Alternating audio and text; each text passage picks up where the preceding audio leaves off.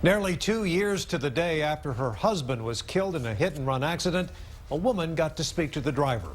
Mark Gobble was a teacher at the Texas School for the Deaf here in Austin. Today, dozens of people in the deaf community filled the courtroom for the sentencing of Roman Turullos-Gonzales. KXAN's Chris Sadeghi was in the courtroom when Gobble's widow finally got her chance to speak for her husband. Even though the words came through an interpreter and through the tears in her eyes, Leslie Hussey finally got to say what she so carefully thought. Roman, you killed my husband and the father of my children. She had 2 years to think about it, to play it over in her head, what to say to the driver who left her husband, Mark Gobble, to die. It's been horrible. There's a huge hole in our lives. Just how huge, she didn't just tell Roman Turullos-Gonzales. She showed him. She showed him weddings, she showed him birthdays, and she showed him 2 children. By the end of the video, she wasn't the only one with tears. She saw through her own and through his.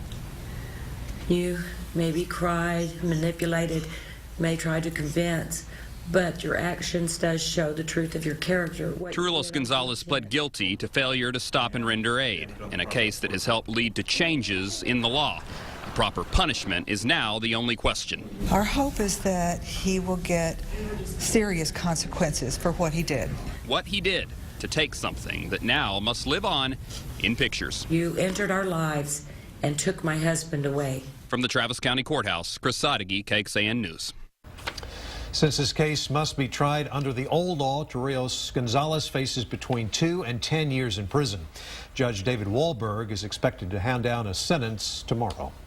We thought it would be helpful to tell you Gobble's death and the death of Courtney Griffin helped change hit-and-run laws here in Texas. In 2011, Gabrielle Nestande killed Griffin with her car and drove off. A jury convicted Nestande of negligent homicide, and she served 6 months in prison. Hit-and-run laws used to carry lower penalties for people who sped off after a crash, but last September, they changed to discourage drivers from leaving the scene. Cases of failure to stop and render aid are now charged as second-degree felonies. That's the equivalent of intoxication manslaughter. The punishment range is now 2 to 20 years in prison. The old punishment used to carry a maximum of 10 years behind bars.